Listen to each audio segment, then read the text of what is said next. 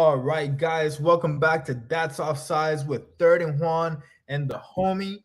We're back and we got to cover a lot of shit that happened over the weekend. We got the Champions League back. Club football is back after the international break. And, homie, how are you doing? Last week, my dog, homie, he had to take a break from the pod. Sorry if you guys missed it. He was just getting absolutely cooked on Twitter after he was looking like Mulek before he started scoring. He just no matter what he did, he just couldn't score. Homie, how are you doing today, man? I'm doing good. It's been a weird, odd week since 2 weekends. 2 weekends ago, technically now. But I grew internet famous for about 3 days. So if you didn't catch it as a footy fan or a football fan on Twitter, you missed out. It was fun. I got roasted. I got a lot of people telling me I had like 5 livers transplanted out of my body. But other than that, we're here to talk about some good old footy. Yeah, so if you haven't done so already, make sure you go to @thehomie on Twitter or X, whatever you want to call it now these days. In my opinion, it's Twitter until it's backwards. Their website is still twitter.com. It's still Twitter to me. And Elon Musk can, if I say what I think I'm going to say, I'm going to get suspended 6 months. So we're going to get into this footy. And Champions League is back, man. I'm so excited to talk about the Champions League, my favorite tournament. And homie, I usually start these out, but I'll let you pick the first game for us to cover. I think I'm going to jump into the first game that happened of the day. Bayern Munich versus Galatasaray. This Galatasaray team is not bad. I severely underrated them in our picks for the Champions League winning groups. Their first half, they probably deserve 3 or 4 goals easily. They had the Mauro Icardi penalty in the first half. A borderline penalty, you can call it yes or no. But they had a few sitters that they just completely missed. Their CAM, Artukoglu, missing a complete sitter. One-on-one with the keeper. The keeper was on the floor. The ball just has to pass it into the net, into the goal, and he just skies it over the bar. And then he had a few more chances from Icardi as well, who sent just wide, but they really should have been in the lead heading into the half against Bayern Munich at home. They really should. Yeah, you're talking, homie, you got it down. This score ended up being 1-3 in favor of Bayern Munich, but I don't think that tells the story at all of what went down in this game, because you're talking about a Galatasaray team that had 3 expected goals, 20 total shots, 5 big chances, and in every single aspect of the game, Galatasaray outperformed Bayern, which is just crazy because even though they were at home, they were big underdogs coming into this game. And I'm not gonna lie, man, Bayern struggled. And homie, I'll agree with you on what you said, that these guys were just skying attempt after attempt after attempt, because it was ridiculous at some point where I started asking myself, like, are these guys even gonna shoot on goal? Because out of the 20 total shots that they took, only 4 shots were on target. Bayern didn't shoot as much. They weren't as effective. They didn't have as many clear chances. But when it came to getting their shots on target, they have 7 total shots, which in the end ended up making the whole difference. And I'll say this much. During the first half, Bayern was on the ropes. But as soon as that second goal by Harry Kane came through, it was like all windows. All the screws came loose off Galatasaray. And you saw it in the third goal, because in the third goal, Musiala is really not getting pressed. He finds himself inside the box with very little pressure. All he has to do, he's pretty much one-on-one with the keeper, and all he has to do is put it at the bottom right corner, and it was a great goal to put it away. Which in the end, people are gonna keep looking at Galatasaray and not think much of them. But I'll tell you this much, homie: they might catch a team on the wrong foot, and they already caught Man United bad. They caught Man United, and when they were looking at the next Champions League game, they're going to be playing Bayern again at Bayern, so at Allianz Arena. That one's going to be interesting. But, look for a team that, in Galatasaray, that could make a push. Right now, if you look at the table in the Champions League, let me just pull it up real quick, sorry. All right, if you look at the table in the Champions League, they are already going through with 4 points.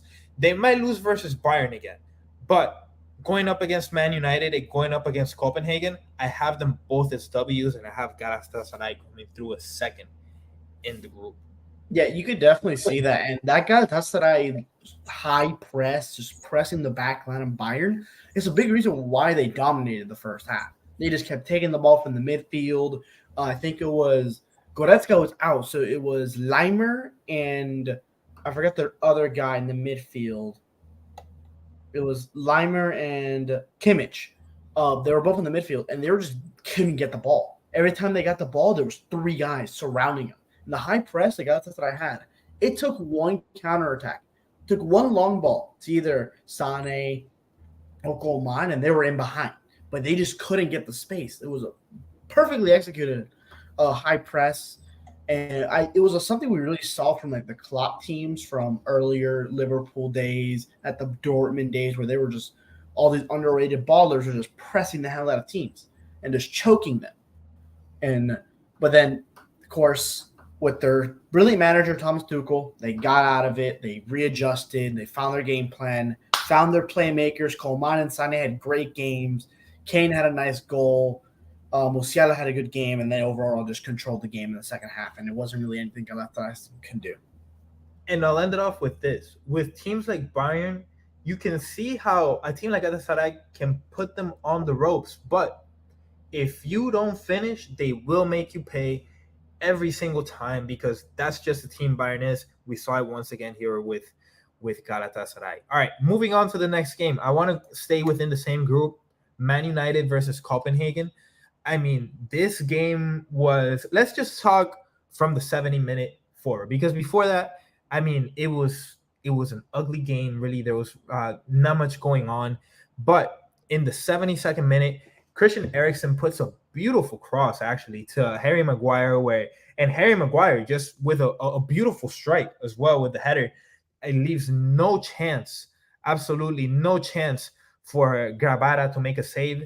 And I mean, from there, it looked like Man United was gonna be able to hold on.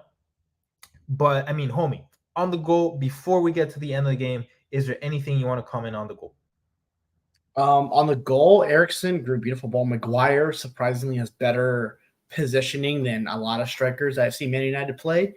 Other than Højlund is pretty good, but he had a pretty poor game. But it's a Man United team that I'm very still disappointed in. This should be a game to control from beginning to end. Control, dominate, get out the 3 points with like a 3-0 win. They left it late again to a team that they should be overpowering.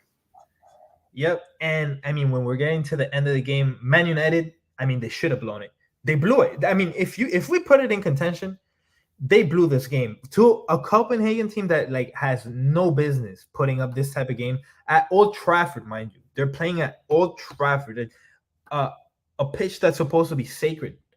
And Copenhagen is just like having their way. They get a penalty at the end of the game.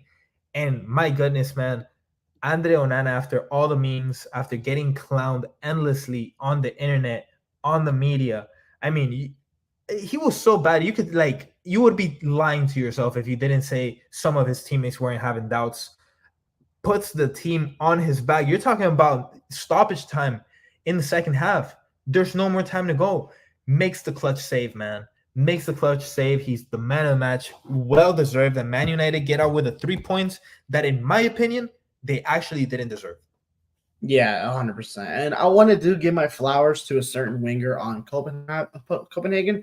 Achuri, he had some great footwork. He's a young Tunisian 24-year-old. He maybe won't go to a big team, but I see him going to like a mid-table team, one of the big clubs in the world, maybe be a solid contributor. But he had some great moments up against, I think he was going against Diego Dallo, the right back. For Man United, he had some good step overs, some good maneuvers beating Scott McTominay. I think his shot taking and shot decisions is very lackluster. He took a lot of long shots, which is something you don't want to do, not high percentage shots. I think he could have maybe dribbled in, got into the box, maybe a little high percentage shot, but he had a pretty good game. Not even FootMob is giving like a 6.2 on paper, the way I saw it. he looked a lot better than he did. I think the long shots and the bad decision making maybe ruined his rating.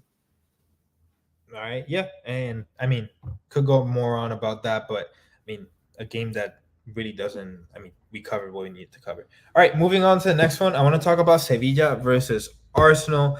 Let me take the lead on this one. So for this one, Arsenal kind of put this one away quick. I would say even after Sevilla scored their goal, this was a game that Arsenal had in the bag. It starts off with Gabriel Martinelli. He gets through one on one, pretty much, yeah, by himself in space, and gets a beautiful finish. One very similar to he had in previous minutes. I guess like 20 minutes before, he had a chance that was very similar.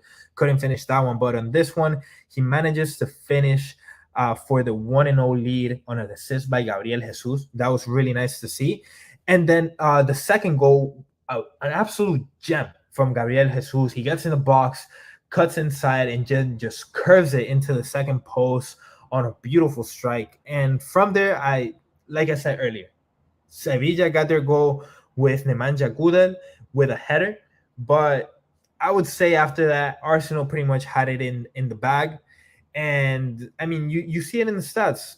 Spanish teams, they're always going to beat you in possession but when they're going to pass more than you, they're going to beat you in possession. But when it comes to like really getting down in the box and really putting forward production, one thing I'm really big on this year is production, because a lot of teams play really good, really pretty football, but how many of them, how much of that football is turning into wins?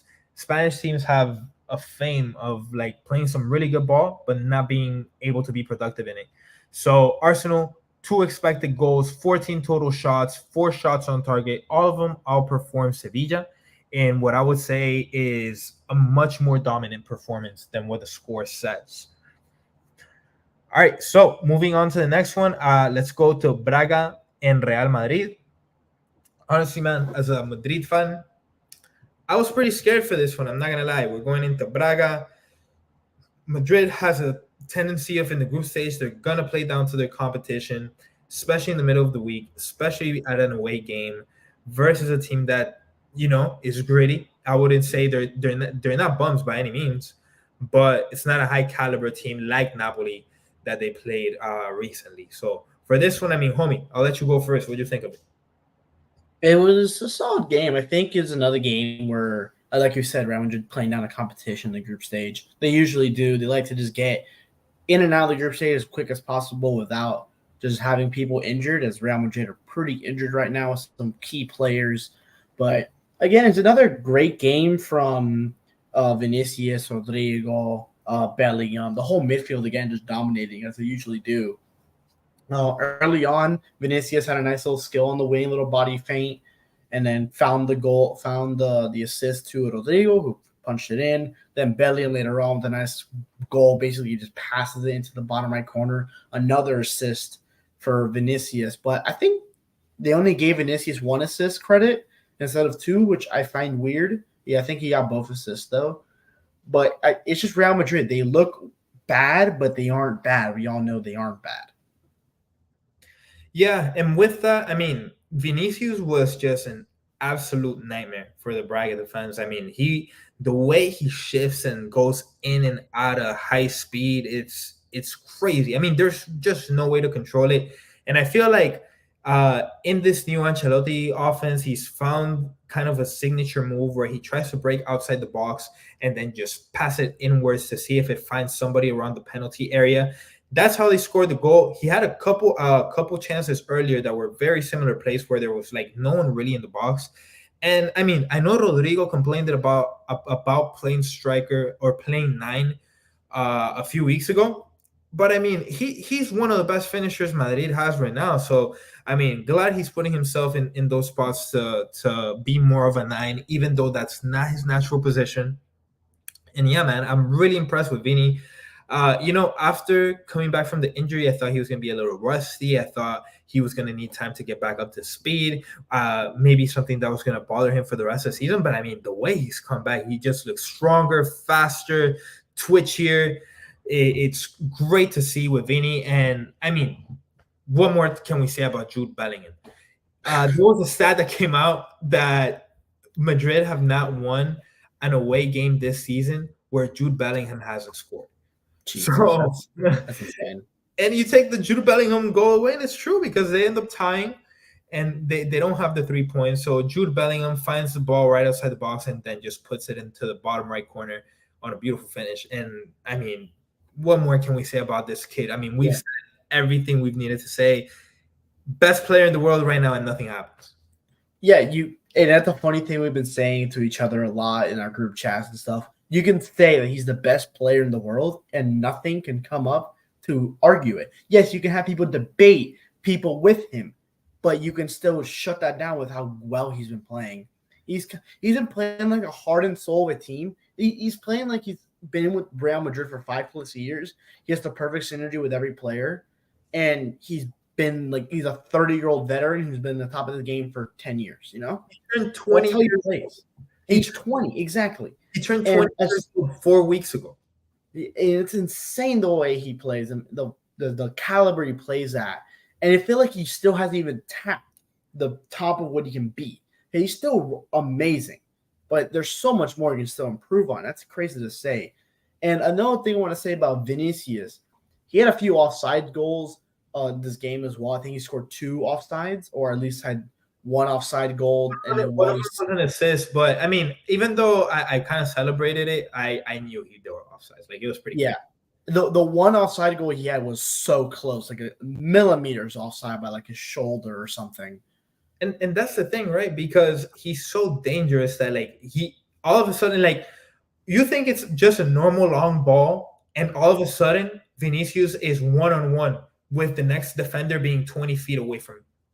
It's crazy. It's crazy. Like, the way he's playing right now is so impressive, because I feel like after and not to say he needed the injury, but I feel like after the injury, like, he took a step back, reassessed his game, found a way to fit into the offense instead of like rebelling into the offense, finding a way for him to fit in. You get what I mean? 100%. I agree. And again, with a Clásico coming up this weekend, it's going to be wild to see. We will preview that game later on after we review everything. But yes, Real Madrid still in some fine form despite any bad play at times, but they're still in great form. They're still able to win games no matter what. Yeah. Really great to see on that end. All right.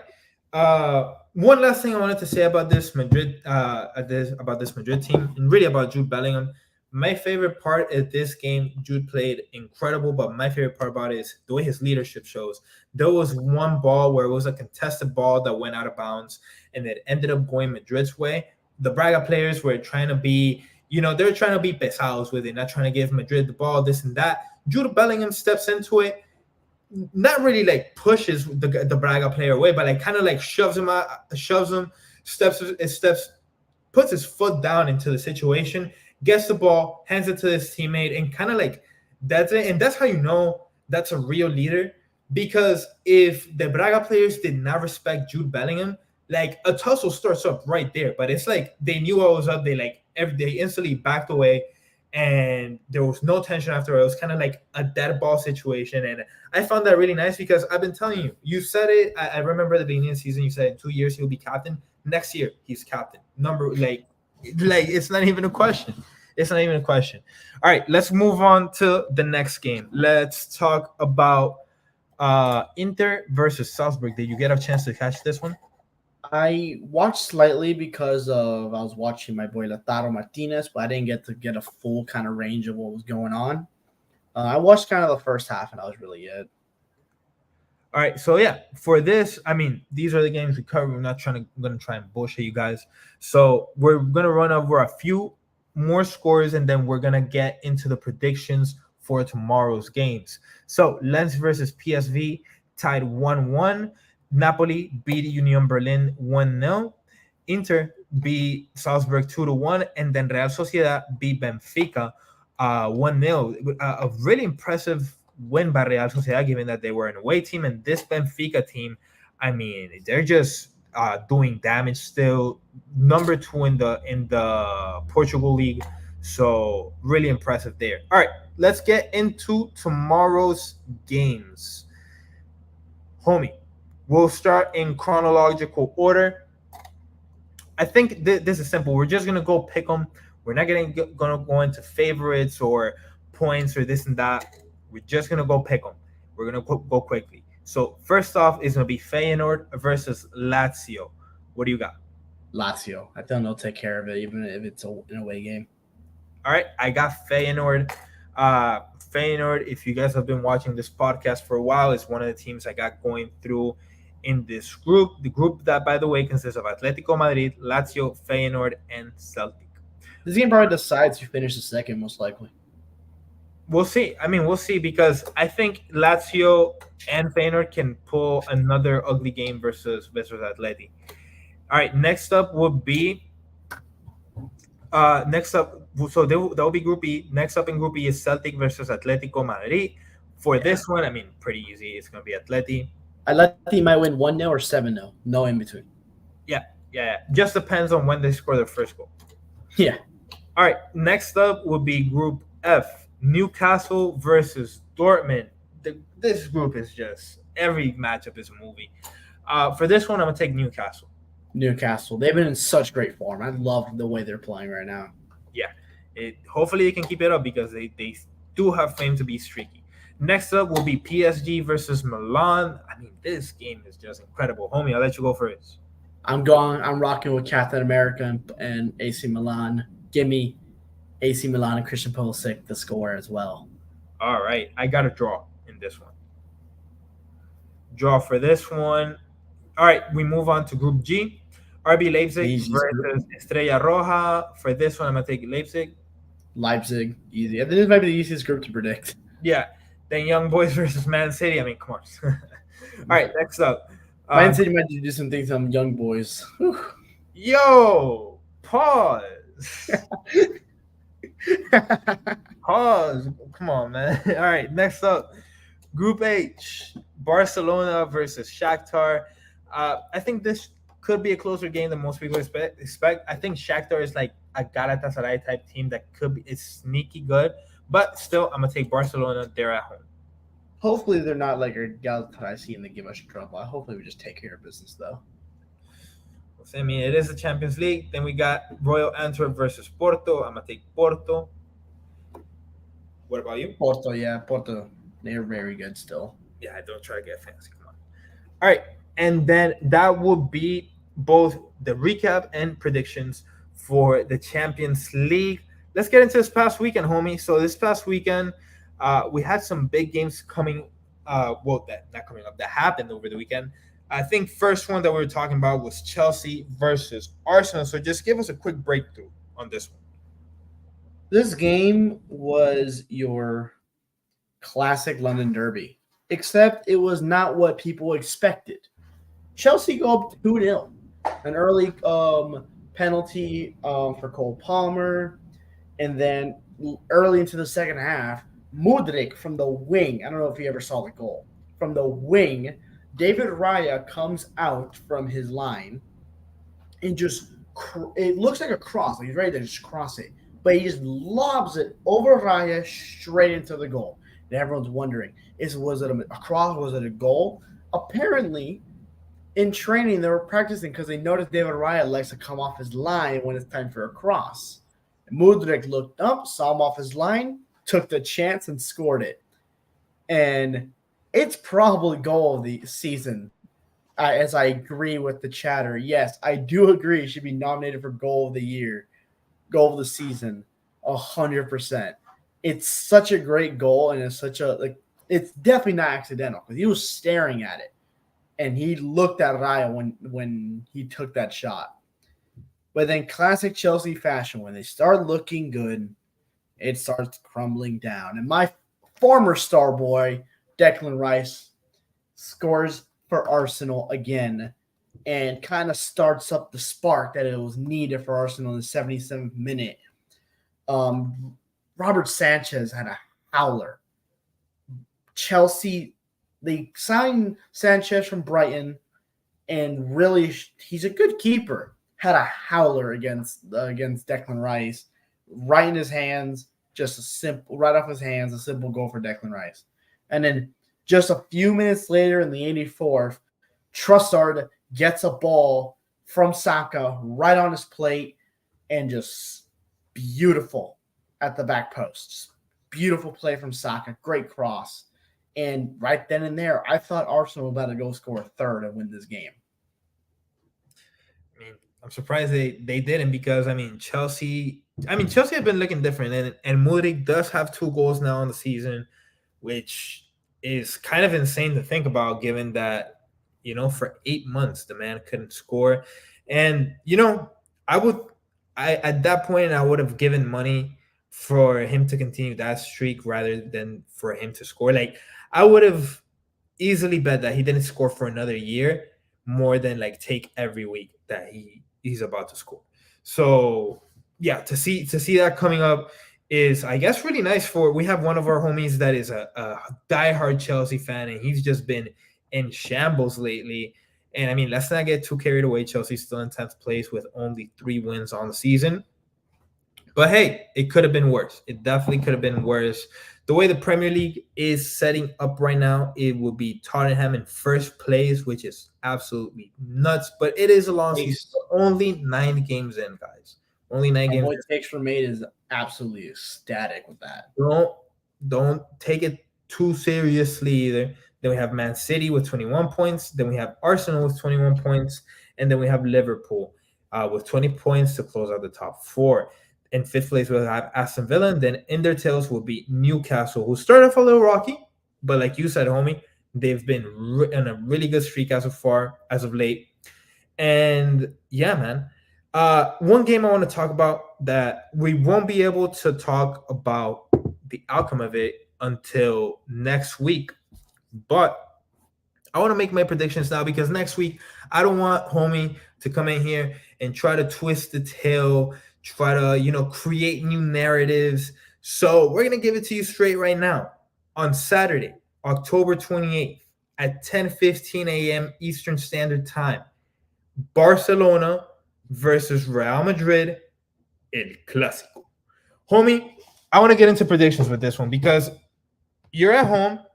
The way the table's looking right now will be Real Madrid with 25 points, Girona with 25 points, which is just insane, by the way. We have to talk about Girona a little bit more. And then Barcelona telling in third with 24 points. So for this one, give me some things you predict in this game. Give me some Real Madrid will absolutely dominate Barcelona.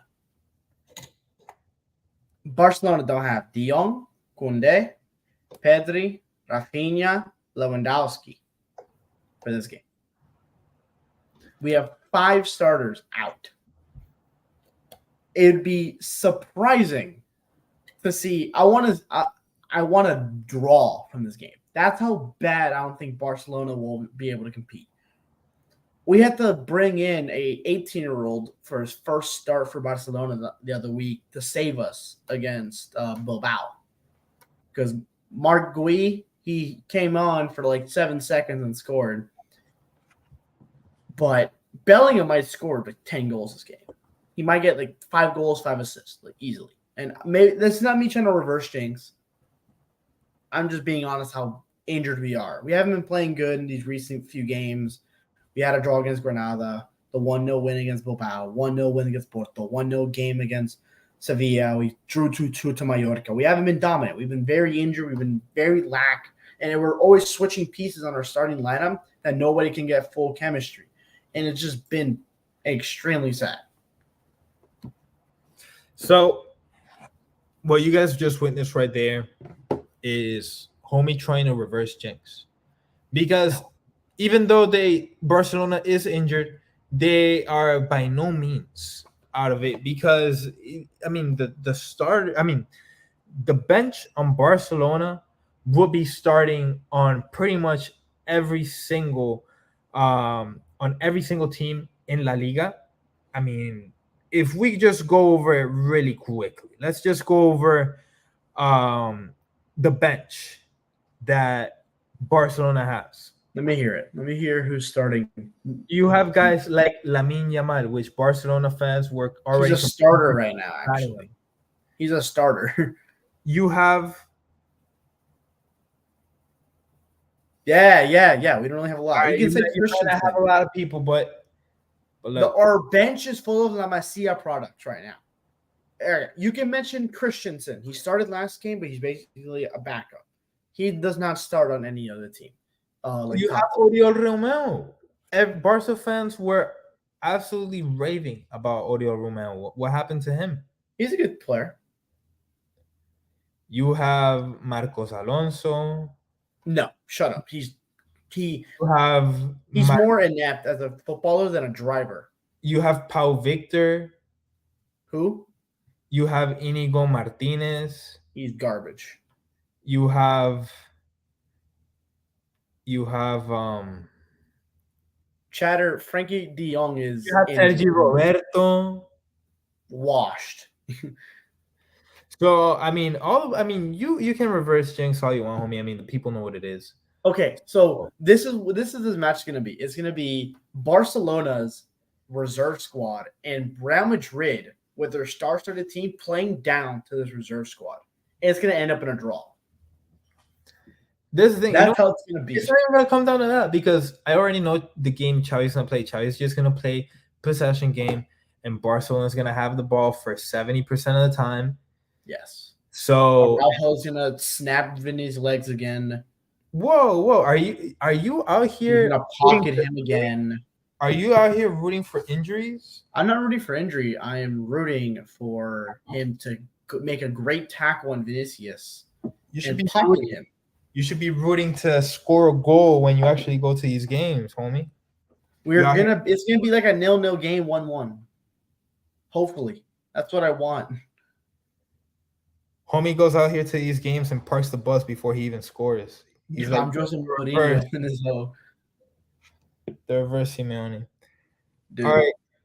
All right. You do your breakdown of Real. I'm gonna take Barcelona. Of course. Win. They're at home. They're gonna play the possession game, and I already know Madrid. What do you mean? We're not even playing the Camp Nou. It's not even the Camp Nou. Well, the Camp Nou doesn't exist anymore.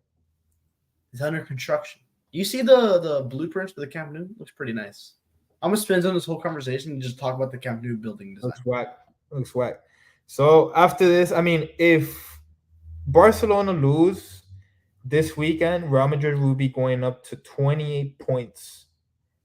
And I mean, when it comes to the league, that's the one thing Barcelona always has is the league, because Real Madrid doesn't really care about it. Like, how are you losing the league to a team that doesn't even care about the league? We have 5 injuries to our starting team.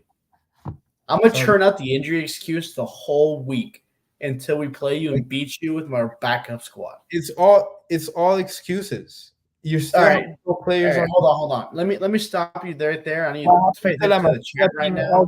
What happened to La Masia being all great? I thought every player that came out of La Masia was. Look at that chat right now. You should pay attention to that. That Martinelli is better than Bellingham. How do you feel about that? I mean, this character, John Rossi, I mean, he clearly doesn't know ball. This guy, I mean, typing with his fat little fingers. I mean, go learn some ball, kid.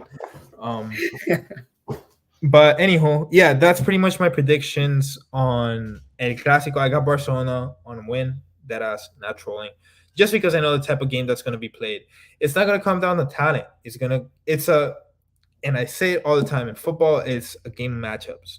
So with this, I already know the game that Xavi's going to play. He's going to play the possession game mixed with some Simeone parking the bus. We already talked about Arsenal guy. All right? Random. Go back and watch the pod, champ. I'm pretty sure you know how to do that. So, yeah, that's pretty much our predictions on it. And then we got one more big rivalry happening this weekend as well, which might turn out to a 7-0 drubbing. The Manchester Derby. It's Man United versus Man City on Sunday, 11:30 a.m. Eastern Standard Time.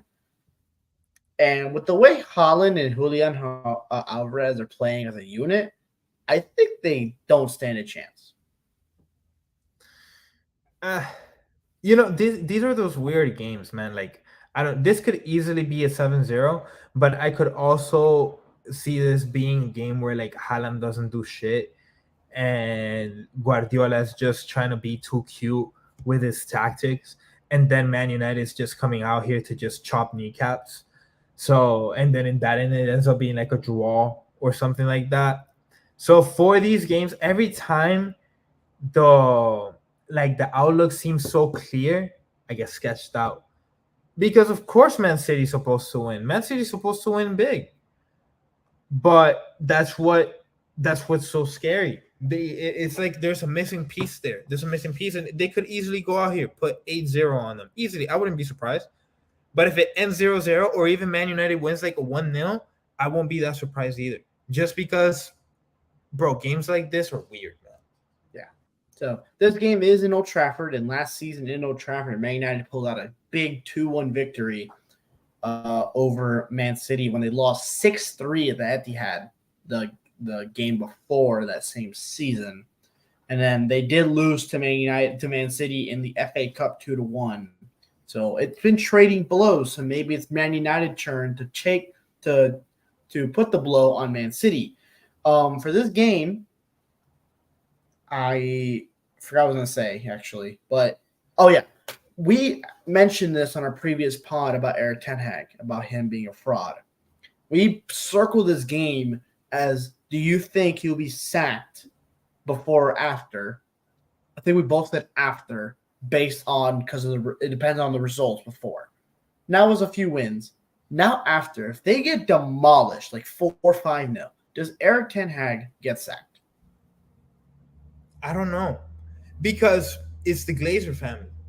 And with them, it's like I don't know what to expect because I don't expect them to make the logical move. I don't. I seriously don't. And I feel like ownership and the fan base is such at odds right now that the more the fans push Ten Hag out, the more ownership is gonna doubt it. Because the logical move, Ten Hag's already supposed to be out. Dude, Chelsea last year, bro, Tuchel sneezed wrong and he was gone.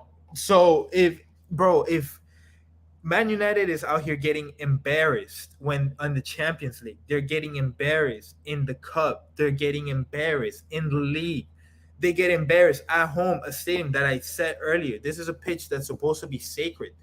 You have Brighton setting up cameras before under Onana because they knew they were just gonna put a show on him and make him look like a clown. Brighton, Brighton going into Old Trafford. Like, if you told me in 2013 that Brighton was going to be going into Old Trafford and setting up cameras behind the Man United goalkeeper because they knew they were going to make an absolute mockery out of him, I would say you're out of your goddamn mind. But that's the reality we live in. And, it's sad to see because this is a club that I once held very close to my heart in the Premier League, even though I'm a Madrid fan. That's the club that Ronaldo came from, so I'll always have love for them. But part of the way that they treated Ronaldo in the end and the way they're going out now, I mean, it's sad to see, man. This is a historic club, and everybody that's getting into footy now just sees them as the laughing stock of English football. Yeah, as of right now, especially when in that same club was Chelsea last year, and everyone thought Chelsea would begin that again, even though they've been playing a lot better this year. And it's sad because Man United in the past 10 years since Alex Ferguson retired, they've been nothing. They fell off so hard. They've had in and out Champions League performances. I think knocked down the round of 16. Maybe the latest they got is a quarterfinal. They've been sad in the Europa League. I think they won the Europa League under Mourinho. But it's just been not really no title contending in the Premier League, which is the big thing everyone wants as a Man United fan, and to become more competitive in the Champions League, making quarters and semis very consistently, maybe once in a while making the final. And I think even when Fergie left, you can definitely see you could definitely, as a Man United fan, like, oh, Fergie left, but we'll have another great manager come in and just we'll be fine. It's just not been fine in the past 10 years. Yeah. All right. And that's pretty much it. I think we've covered everything. We got a bit into the games for next week. The other big game that's going to be interesting is over in Serie A, Napoli versus Inter Milan. So if you look at the table, Inter Milan lost a bit of steam. They were kind of leading hard, but Inter caught up to them. Inter Milan, AC Milan. Sorry about that. And Milan kind of lost their steam. Inter caught up to them, but this is going to be a crucial game because if Napoli wins, they boost up all the way into third place, and then they're just 1 point away from AC Milan, 1 point away from Inter. Yeah, So, it's Serie A always finds a way to make it interesting. Even last year wasn't so interesting because Napoli was just on historic pace, but they always find a way to make it interesting. yep. Keep in mind that Napoli already played. Milan play tomorrow, and they're gonna have one more day of rest. Plus, Milan, going up against PSG is gonna be much higher level of difficulty compared to Napoli going against Union Berlin. So keep an eye out for that. Napoli will be playing at home. I think this is a very, very interesting game. And yeah, we covered the Champions League. We covered the Champions League games. Well, we predicted the Champions League game for tomorrow. We covered a bit of the Premier League. We did a bit of predictions for La Liga, a bit of predictions for England, a good bit of predictions for Italy. I think we got it all, man. But yeah, no MLS talk from us. As you guys know, Inter Miami out of it. I really don't care about what FC Hamburger is doing over in like Cincinnati or Skyline Chili FC. But anyhow, we'll catch you guys on the next one. Bit of a short. Let's give the chat wants one lock. So Juan, what's your immortal lock for tomorrow? My immortal lock for tomorrow. All right. Listen, man. Better not steal mine. Feyenoord versus Lazio. Feyenoord money line. Oh God, you're gonna sell that hard? Oh my God. Feyenoord money line. You have everything you need. You have Feyenoord at home. You have a team that Vegas doesn't know. The books don't know how good Feyenoord is. Watch out for them. And they're in great form right now. Great form. Lazio's in good form too, but Lazio's beat some Mickey Mouse teams. Feyenoord's out here making noise. So that's mine. Homie, what is yours? And don't give no easy shit because remember, if we're doing logs, that means odds are on the table. So if you pick Man City to big Young Boys, you're not doing anything. I'm him, okay? Newcastle to beat Dortmund convincingly as well. That's my money line. Convincingly. Are they going to cover? They're just going to win. What do you mean? Money line. They're supposed to win. What's the odds? Let's look him up right now. All right. Sure, it can't be that much. Look, if you take Feyenoord against Lazio, you're getting money line at minus 115. If you take Homie's Mickey Mouse bet, you're getting Newcastle United at minus 165. Nobody wants. That's not even that bad, and they're at home against a tough Dortmund team. Oh, okay. What are you talking about? I'm out here giving good odds and good matchups. You're out here giving shit for a parlay. You're being mad over a minus 50 difference. That's huge. What do you mean? That's not that much. For all the degenerate gamblers that may be watching this podcast, I apologize for Homie's ignorance. Anywho, there you have it. I guess if you want to parlay that, Homies might sell minus log. Thank you guys so much for watching. This has been That's Offside with Third and Juan and Homie. Make sure you like, subscribe, follow, all that good shit at the Fins Talk Sports Network.